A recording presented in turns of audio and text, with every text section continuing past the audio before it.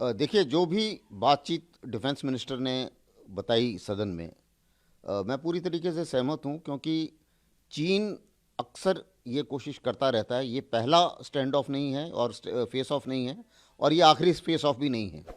चीन की कोशिश रहती है कि जो उनकी परसेप्शन है लाइन ऑफ एक्चुअल कंट्रोल की, उसमें वो पेट्रोलिंग करें, और हमारी कोशिश रहती है कि हमारी जो परसेप्शन है लाइन ऑफ एक्चुअल कंट्रोल की, हम उसमें पेट्रोलिंग करें। और कई जगह पर ये परसेप्शन जो है आपस में एक दूसरे से मिलती हैं, तो उसमें ओवरलैप हो जाता है, और उस ओवरलैप में दोनों ही पेट्रोलिंग करने की कोशिश करते हैं, और दोनों ही उसमें अपना प्रभुत्व जमाने की कोशिश करते हैं। इस केस में उन्होंने हमारे पोस्ट के नज़दीक आने की कोशिश करी, और अभी तक बॉर्डर पीस और ट्रैंक्विलिटी एग्रीमेंट्स हैं, उसके मुताबिक उनको जो रोकने का तरीका है वो ये है कि उनको फिज़िकली रोका जाए। तो हमारे जवानों ने बहुत ही बहादुरी से उनको फिज़िकली रोका, और उसी रोकने में हाथापाई भी हुई और कुछ चोटें भी आई हैं दोनों तरफ, उनकी तरफ काफ़ी चोटें आई हैं। तो उस चीज़ को मद्देनज़र रखते हुए तरीका यही है, संयम भी बरता, उनको रोका भी, और उन्हें बाध्य किया कि वो वापस जाएं और जाके अपनी पोस्ट पे वापस चले जाएं। अब अगर इसको मोटे तौर पे देखें, सामरिक तौर पर इस पूरी वाक़यात को देखें, तो ये सर्दियों के टाइम में पेट्रोल क्लैशेस नॉर्मली कम होते हैं, लेकिन अब इस बार ज़्यादा नज़र आ रहे हैं। कारण क्या है कि मेरे हिसाब से चीन की अंदरूनी हालत इतनी खास नहीं है। वहाँ पर अभी ज़ीरो कोविड में लोग नाराज़ हैं, और इकोनॉमिक हालत भी उनकी इतनी खास अच्छी नहीं चल रही है। तो शी जिनपिंग चाहते हैं कि भाई किसी तरीके से अगर बाहर कोई एग्रेशन दिखाया जाए तो उससे उन्हें फ़ायदा होता है, क्योंकि 20 कांग्रेस पार्टी का जो अधिवेशन हुआ था, उसमें भी उनको जब थर्ड टर्म मिली थी तो उनको इस बात का फ़ायदा हुआ था, क्योंकि उन्होंने जो भी स्टोरी बनाई होगी गलवान के बारे में और ताइवान में जो उन्होंने फायरिंग वगैरह की थी, तो उससे उन्हें लगता है कि उन्हें फ़ायदा हुआ, और इसीलिए वो एग्रेशन दिखाना चाहते हैं। पहली बात।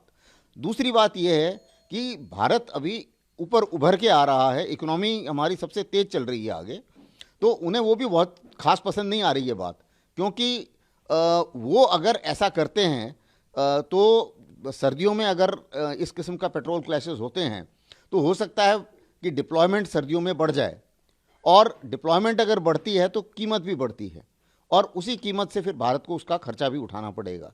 तो ये एक और कारण है जो वो चाहते हैं। मेरा कहना यह है कि एक किस्म से ये स्पेशल एस्केलेशन बनती है। अभी तक ये झड़पें लद्दाख में हो रही थी, अब ये शुरू हो गई हैं अरुणाचल प्रदेश में, और इसके बाद कोई गारंटी नहीं कि बाकी बॉर्डर पे भी ये ऐसा ना होगा। ठीक है, तो अगर हम इसको रोकना चाहते हैं सिलसिले को, एक है कि हम मैचिंग लेवल पे हमने रिस्पांस दे दिया, हमारे 6 की हड्डी टूटी तो उनके कोई 30 की हड्डियां टूटी। ठीक है, और अगर हमको ये लगता है कि ये काफी है, पर्याप्त है, तो पर्याप्त तो है, क्योंकि उनको वापस पड़ी है, उनके दांत तोड़े गए हैं। लेकिन बात यह है कि इससे वो रुकने वाले नहीं, वो करते रहेंगे, छेड़खानी छेड़खानी छेड़खानी करते रहेंगे।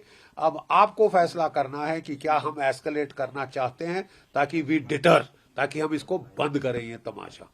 नहीं तो ये जब भी चीन में अंदरूनी गदर होता है, वहां कोविड के लेके बहुत वहां पे रंजिश चल रही है लोगों में, इकोनॉमी उनकी फेल हो रही है, ताइवान पे उनकी बड़ी किरकिरी हुई, तो इसलिए वो सोच रहे हैं कि वो डाइवर्ट करें। दिसंबर के महीने में उन्होंने ये करके सोचा था कि हमारी फौज अचंबा हो जाएगा, सरप्राइज हो जाएगी। कोई सरप्राइज नहीं हुई, वो फुल अलर्ट है, उन्होंने वापस दिया है, जैसे को तैसा जवाब दिया है। चीन एक ऐसा देश है जिसकी विश्वसनीयता पे हर आदमी को संचय होना चाहिए। बहुत लो विश्वसनीयता है, और इसलिए हमको हमेशा सावधान रहना चाहिए, सतर्क रहना चाहिए, सतर्क रहना चाहिए। और जो पिछले कुछ सालों से हो रहा है, हमारी भारतीय सशस्त्र सेनाओं को सक्षम भी रहना चाहिए। ऐसा ही ये जो हुआ है, वो टेस्टिंग करता रहता है कि यहाँ पे क्या रिएक्शन रहता है भारत का, और अगर नहीं रहता है तो वो कोशिश करता है कि धीरे धीरे कुछ एरियाज़ को अपने कब्जे में करें।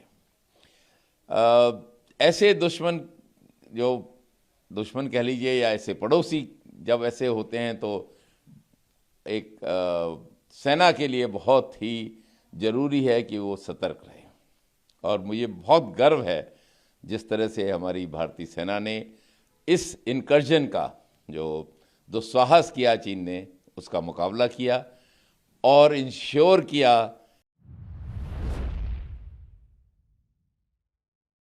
देखिए, ये बड़ी दुर्भाग्यपूर्ण घटना है।